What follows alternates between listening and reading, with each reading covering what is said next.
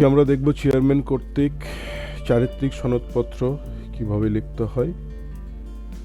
তো এই চারিত্রিক পত্র নিয়ে আলোচনা করার আগে আপনাদের কাছে ছোট্ট একটি রিকোয়েস্ট, আমার এই ছোট্ট চ্যানেলটি আপনারা দয়া করে সাবস্ক্রাইব করে দেবেন এবং পাশে থাকা বেল বাটনটি অন করে দেবেন এইরকম কিছু ইনফরমেটিভ ভিডিও পাওয়ার জন্য। চলুন ভিডিওটি শুরু করা যাক। আমরা প্রথমে এইরকম একটি প্যাড তৈরি করে নেব। এই প্যাডটি এইরকমভাবে একটি প্যাড তৈরি করব। এখানে আমরা দেব ইউনিয়ন পরিষদের নাম। ইউনিয়ন পরিষদটি কোন উপজেলার আন্ডারে সেই উপজেলার নামটি আমরা এখানে দেব। কোন ইউনিয়ন পরিষদটি কোন জেলার আন্ডারে এখানেই সেই জেলার নামটি উল্লেখ করে দেব। এখানে আমরা ইমেলটি দিয়ে দেবো। এখানে আমরা ওয়েবসাইটটি দিয়ে দেবো। ইমেল কিংবা ওয়েবসাইট আপনি দিতেও পারেন, যদি না থাকে আপনার তাহলে না দিলেও কোনো সমস্যা নেই। তারপরে আমি এই প্যাডটি এইভাবে তৈরি করব।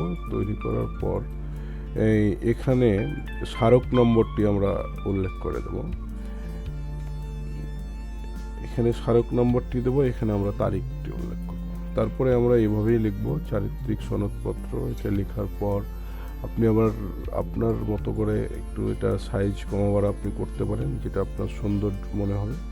আমি এটাকে 36 ফন্টে রাখছি। তারপরে এটাকে আপনি বোল্ড করে নেবেন, এখান থেকে বোল্ড করে নেবেন। তারপরে এখান থেকে আপনি আন্ডারলাইন করে নিতে পারবেন।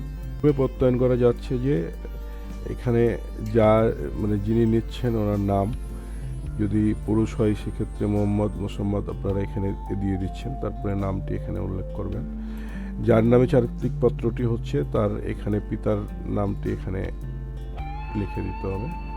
তারপরে ওনার মাতার নাম, গ্রামের নাম, তারপরে হচ্ছে গিয়ে ডাকঘর, তারপর উপজেলা, জেলা। কে আমি ব্যক্তিগতভাবে চিনিও জানি, তার জাতীয় পরিচয়পত্র নম্বর, যার নামে চারিত্রিক পত্রটি দেওয়া হচ্ছে তার এখানে পরিচয়পত্র নাম্বারটি এখানে দেবেন। তিনি একজন সৎ, কর্মঠ, উত্তম চরিত্রের অধিকারী। সে অত্র যেই ইউনিয়ন পরিষদের আন্ডারে সেই ইউনিয়ন পরিষদের নামটি এখানে আপনি লিখবেন এবং ওয়ার্ড নাম্বারটি এখানে আপনি উল্লেখ করবেন। ওয়ার্ডের স্থায়ী বাসিন্দা, জন্মসূত্রে বাংলাদেশের নাগরিক। আমার জানা মতে সে কোনো প্রকার সামাজিক বা রাষ্ট্র বিরোধী কোনো কার্যকলাপের সাথে জড়িত নয়। আমি তার উজ্জ্বল ভবিষ্যৎ কামনা করি। তারপর এখানে চেয়ারম্যানের স্বাক্ষর ও সিল।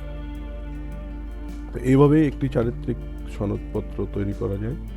আশা রাখি ভিডিওটি আপনাদের উপকারে আসবে।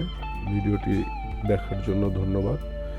আর আমি এই ফরম্যাটটি পিডিএফ কপি ডিসক্রিপশনে দিয়ে রাখব। আর যদি কারোর ওয়ার্ড কপির দরকার হয় আমাকে হোয়াটসঅ্যাপ কিংবা মেল নাম্বারে নক করলে আমি আপনাদের সেটিকে দেওয়ার চেষ্টা করব। আমার মেল অ্যাড্রেস এবং হোয়াটসঅ্যাপ নাম্বারটি ডিসক্রিপশনে দেওয়া থাকলো। আসসালামু আলাইকুম।